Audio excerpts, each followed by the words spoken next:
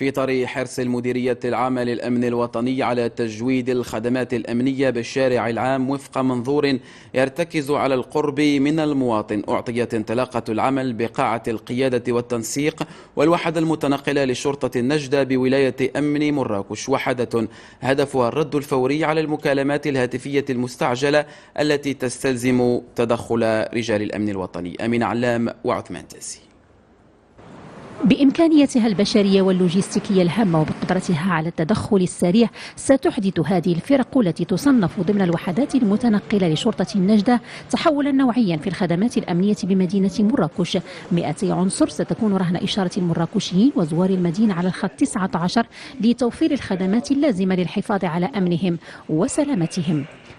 الهدف منها هو تجويد الخدمات الأمنية بالشارع العام، كذلك من أجل التدخل الفوري والسريع لنداءات على أرض الواقع لنداءات المواطنين عبر الخطوط 19.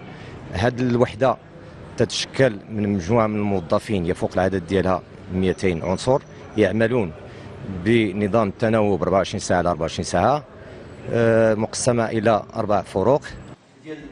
تعمل هذه الوحدات بتنسيق دقيق ومحكم مع قاعة القيادة والتنسيق التي تم إحداثها بمقر ولاية أمن مراكش. طاقم بشري متمرس وشاشات بتقنيات متطورة تعالج الصور التي تنقلها كاميرات مثبتة في أهم شوارع المدينة.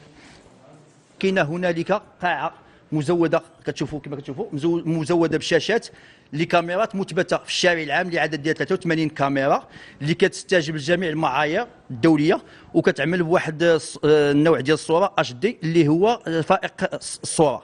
اضافه كاين 16 كاميرا محدثه على مستوى ساحه جامع فنا. اضافه الى هناك كاين 5 ديال الكاميرات مثبته في الدخول ديال مدينه مراكش، الدور ديالها تثبيت ارقام السيارات المتوافده على مراكش. كاين مناولين عندنا اللي كيجيدوا جميع اللغات، كاينه الفرنسيه الانجليزيه الاسبانيه والعربيه كيعملوا، لان مدينه مراكش مدينه سياحيه وكيكون اتصالات من جميع الاجناس، لذلك من المفروض يكونوا عندنا مجيبين ديال النظام الالي ديال 19 يكونوا حتى هما تيتقنوا اللغه باش يكونوا الاستجابه الفوريه مع المواطنين الاجانب كذلك.